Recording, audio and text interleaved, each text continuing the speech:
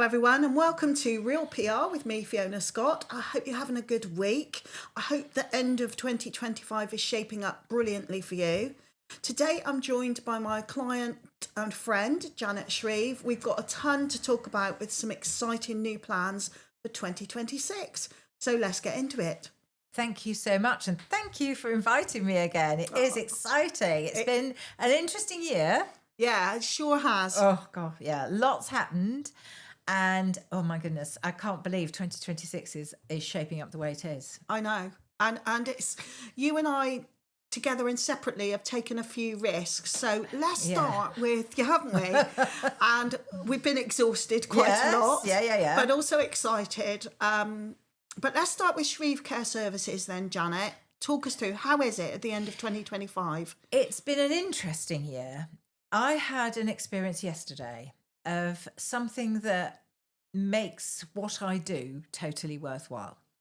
I have a client that I've been working with fairly recently in Bath, and fundamentally, lady lives in a lovely flat overlooking Bath Rugby pitch, so very nice area of Bath. Bless her, she's in her late 80s, but because of having falls and whatever, she's basically stuck up at the top because she's at the fourth floor flat, which is lovely, but not great when you can't get up or down. She's got care. Anyway, I'd been to see them a couple of weeks ago and looked at what we could do. And basically, I was there yesterday to look at whether we could do a continuing healthcare assessment because her needs are quite significant and she has 2 living carers. So anyway, we're chatting away and things aren't that straightforward for her either because she has 3 children. Sorry, 4, get it right.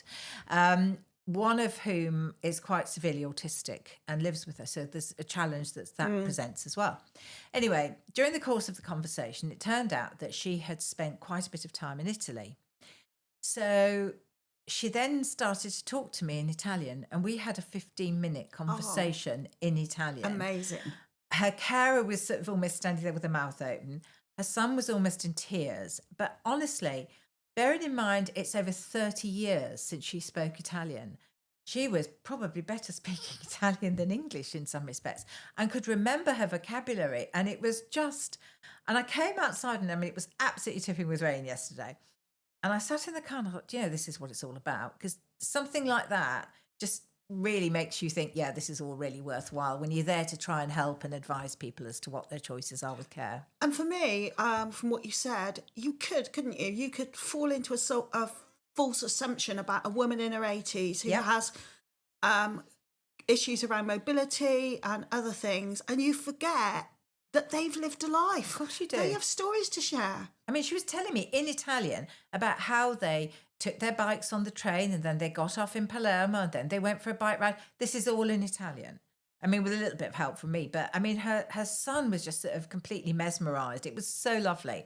So that's the advisory service, which has been a big part of where I want it to go and continue to go in 2026. I mean, we are getting something together with regards to do a subscription service, but it's still a lot to do to get that going. But it's been a weird year in many respects. I mean, there's been some good, some bad, like everything. And I think for all of us within the care sector, the challenge gets worse with what's happening financially. Local authorities have no money. I mean, it really is quite frightening. Well, the thing is, the advisory service is born out of the fact that social care is still, after many years, a Cinderella service. I mean, for many people outwardly who don't have care needs at all, they might think, why would anyone pay for professional advice around accessing care? But, set the scene, Janet. Why do people need that kind of support? Because they simply don't know what choices, what care, what funding, what's out there. Because in actual fact, what is starting to emerge, which I'm really, really pleased about, and in fact, I had this conversation years ago with one of the local authorities, we need to be putting a prevention side to the care sector in place. So it doesn't have to be full-on care. It can be taking someone out to a garden centre, taking them out to do their shopping, more of a companionship service. And if we do that, it often gets rid of the loneliness scenario. So that's one problem that can be alleviated. But if we don't give people these options that actually, yes, we can help you get to your hospital appointment. We don't have to charge you an arm and a leg. There are ways we can do it. So that's starting to come out a bit more, which is really, really good. But if you don't know what's out there, and people don't know, and one of the things that I'm really, really keen to develop this with is by collaborating with other organizations that we can work together in order to promote what is out there, because the chances are maybe somebody, I mean, one of the areas, in fact, I think we've got coming to the care show is a lady who deals with nutrition for the elderly. It can all be intertwined, and that's what we should be looking at doing. Where can we support people? How can we give this help? And it really is, it's trying to get people to understand that we have the right to give people this help, but we're not good at it. And also, I think for me, if I look at my point of view with my mum, my mum's 100 miles away. You helped secure care after this year, after she had a knee operation.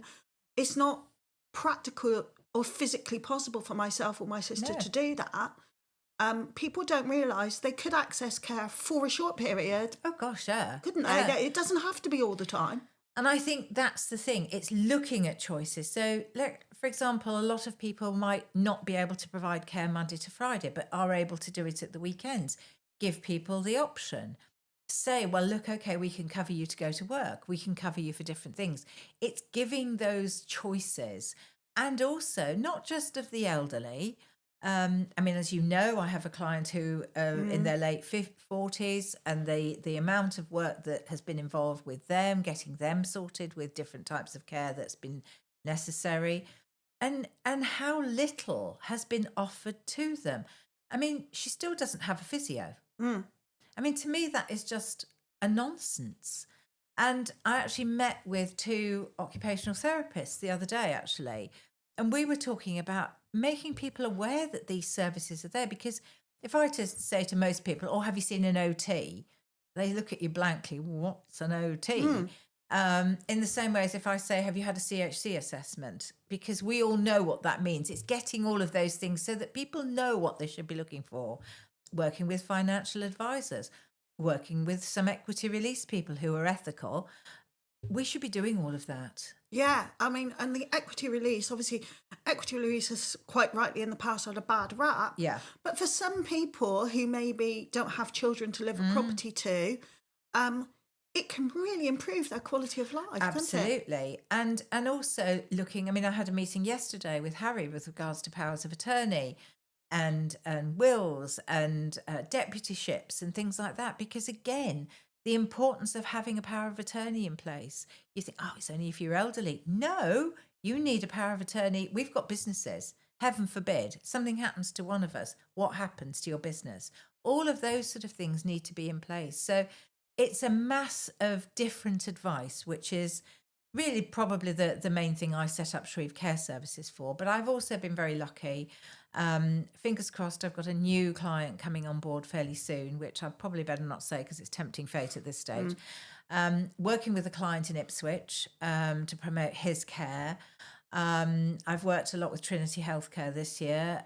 They've been really good. I mean, it was a sort of, well, in fact, it was a 3-month project that went into 7 months, so it's been really nice.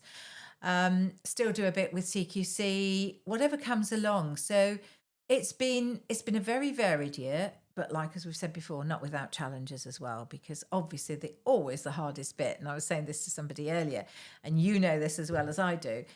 When you're running your own business, you've got to be your business developer. You've got to provide the business. You've got to be the credit controller, the chasing of this, the chasing of that. So it's a full-on job, but I wouldn't change it. No, I mean, I'm pretty sure I'm pretty unemployable now I by think someone else. I know I am. But you and I, we've, from my point of view, a bit unexpectedly this year, we've decided to work on a project together, you and I and Yep. Lauren. So I'm going to let you explain what that is. Well, it's quite, I mean, probably if you'd said to both of us at the beginning of the year we'd be doing this, we'd probably said, Debbie, ridiculous, wouldn't we? It's been born out of something I've wanted to do for a number of years, which is to run retreats. And we have jointly set up Enlightening Escapes, which is going to provide quite a variety of retreats. I think the way we're going, we've got a very exciting one coming in about sort of social media and TikTok in March. We have the gentleman who's Yeah, Sam from MasterChef Yes, in February. That's in a February. private dining event. Yes, and I have just been out to Italy sourcing a very lovely place, which we're looking to do a food and fashion retreat in September 2026. More to follow. And potentially something else in Italy earlier in the year. And we've been asked about lots of different things, have we not? As soon as we've used the word retreat, people come up with their ideas, which is great. Yes. But we really want to nail 3 or 4, don't we, Janet? Yes. And learn from that Yes. experience. And, some might work, some might not work. We're pretty realistic, you and I.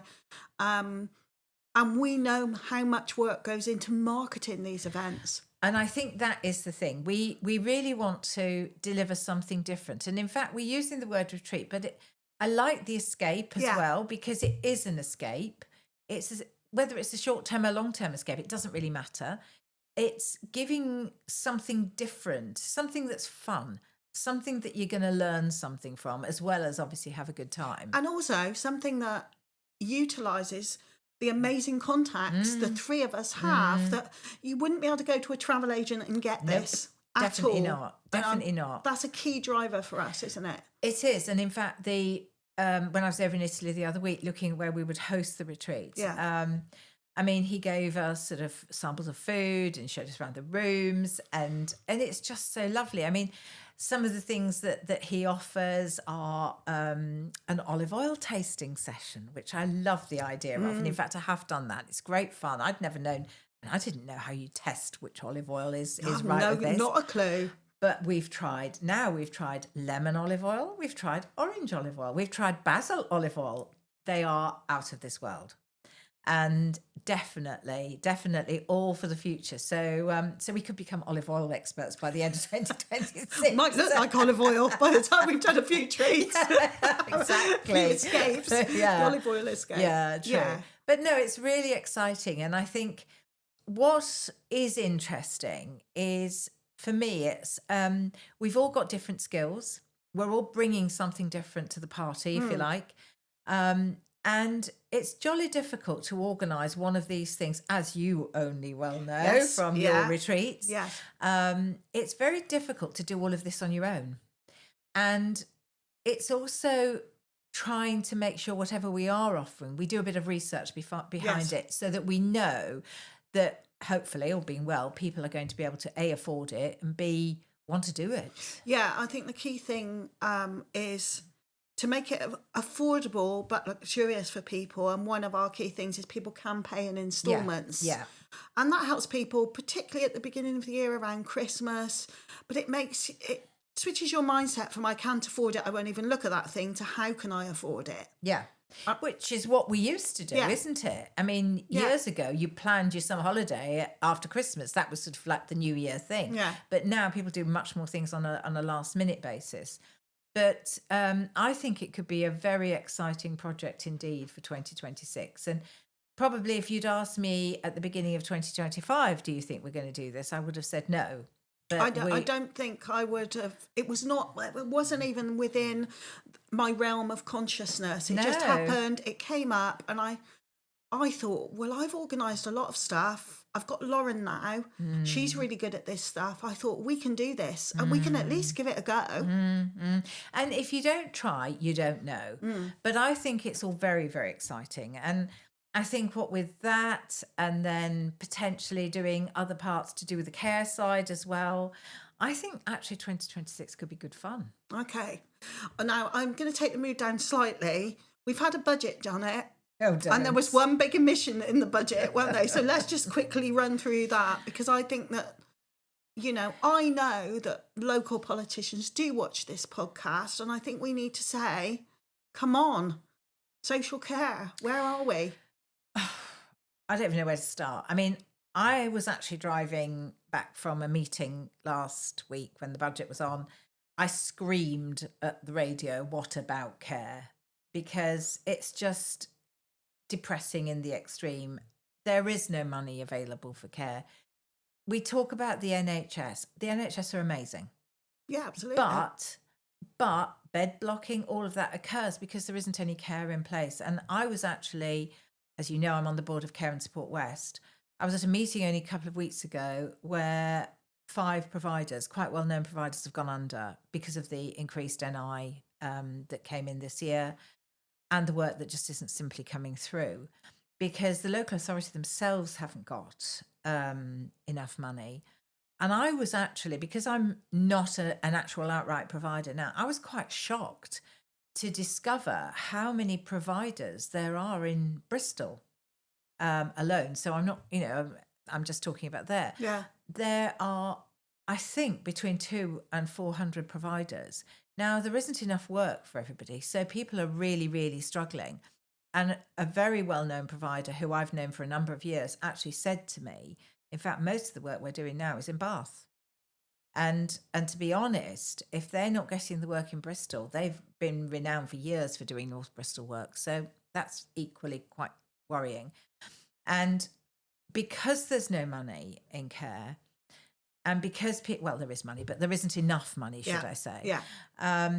Because of that, we are having to look at slightly different ways of trying to cut costs for care. I mean, I do actually think for all of the ups and downs, I'm incredibly fortunate. I know a lot of people in the sector. As you know, we're working with Agora staff, which is one area that you've been involved as well, to promote it, because the idea being the carers get more money and the providers pay less money. Yes.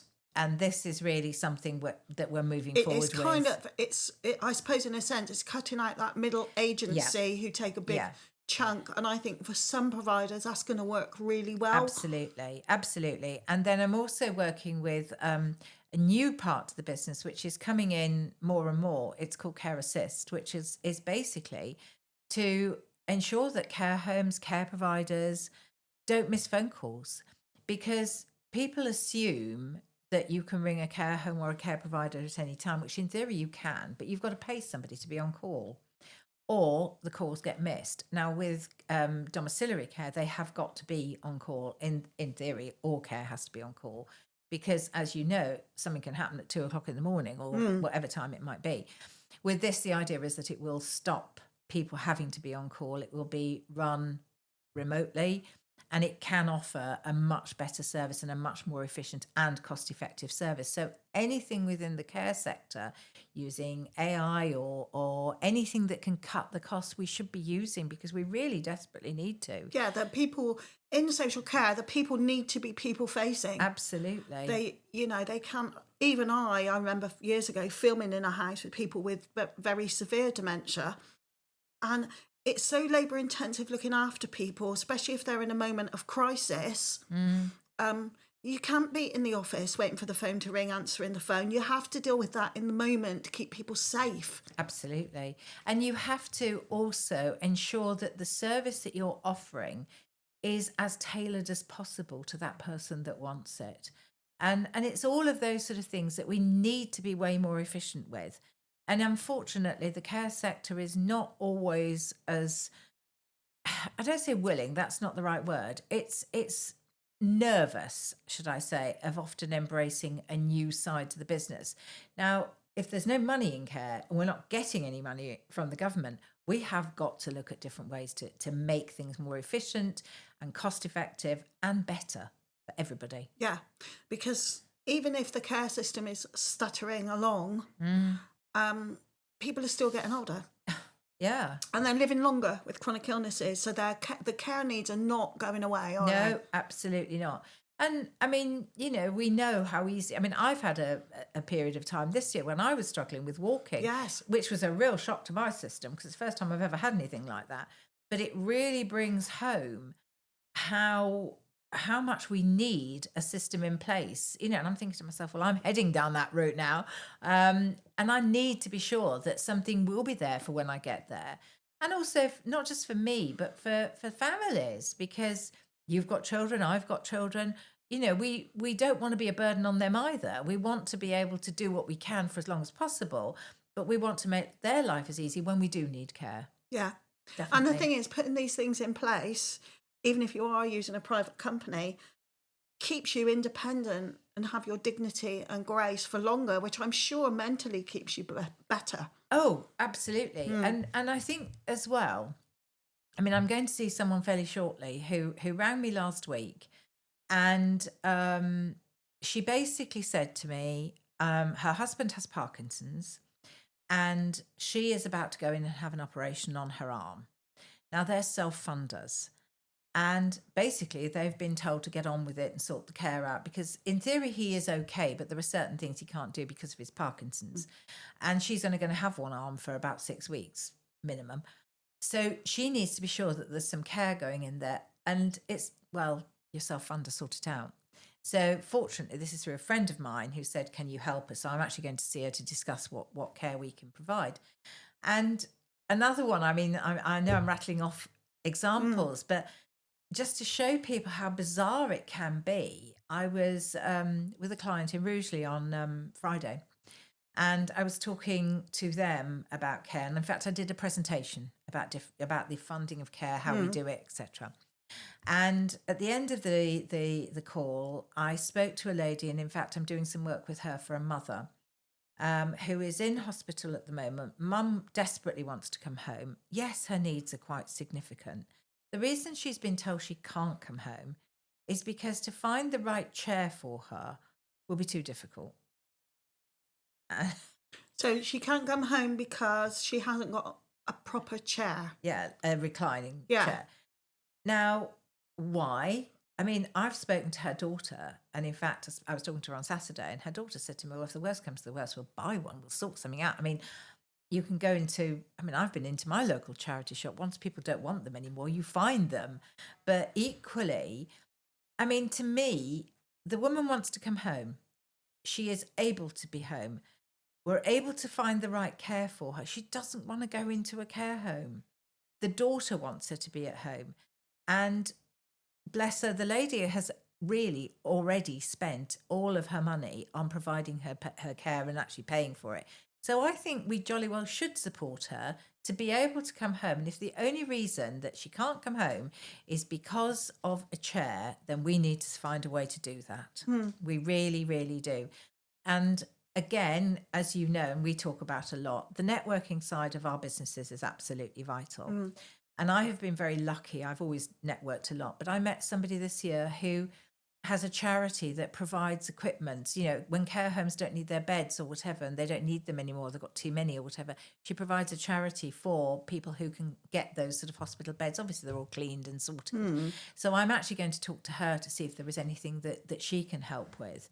But how bizarre is that? We can't find a chair. Yes, that really sounds like one of those like system things computer says no. Exactly. Instead of thinking, right, how do we get this chair sorted? Even if it is the family club together and get the right type of chair, that's just crazy behaviour. That's just crazy. That doesn't even help the hospital, does it? Well, no, but I mean, I'm saying that, but I know, Budge and Gina had a similar scenario with the chair that she was provided, because when they eventually moved into the bungalow, the chair that she was given, I mean, I remember going, and the poor woman was in absolute, she couldn't sit properly, she was slouching, she couldn't get out of it. I mean, in the end, Budge had to buy a chair for her because they wouldn't provide a better chair. Well, surely if we want to keep people at home, which is the government's policy, then we should make it as easy, simple, etc. as possible for that to happen. Yeah. Not make it more complicated. And I have to say, I've heard many things over the years, but not because we can't give you the right chair. Yeah. Weird. Let's take the biscuit. Right. Well, we've covered a lot of ground, so I'm going to finish on a slightly trite note. So at the beginning of the year, Janet, how many scarves did you have? Oh, and God. how many have you got now? Now, that's just mean. Have you got rid of any, or has your collection grown? Probably acquired. I've been quite good. I've only acquired probably 3 in the last 3 months, which for me is quite good. 1 a month. Not one bad. a month. And I think in the course of the year, I've probably got rid of about 6. So I'm sort of 3 down. Okay, 3 down. Let's see. We'll have this conversation again at the end of 2026. Actually, I have thought about putting my scarves that I don't really wear on that site that everybody sells their things on. And then I get them out, put them on the bed, thinking, oh no. Yes, that is exactly what will happen. That is exactly what will happen. So thank you for finishing on that note. So, Janet, if anyone wants to find you, where can they go? Shreeve Care Services is the name of my business, and my website is shrevecareservices.co.uk. .co.uk, yeah, that's right. Telephone number is 07827 324590. And my email is janet.shreve@shrevecareservices.co.uk. And I am always happy to hear from anybody. And if I can help, please give me a call. Brilliant. Thank you, Janet. And if you want to find me, I'm at scottmedia.co.uk or scottmedia.uk. We're also in Lightning Escapes now. We are. We are. Yeah. We're on Facebook. And we've got a website as well in lightningescapes.co.uk. So do look us up, see what we've got going on, and do book. And we look forward to sharing more news with you next year. Indeed we do. And thank you for asking. No problem at all. I hope you've enjoyed today's episode, and see you again soon, and Happy New Year.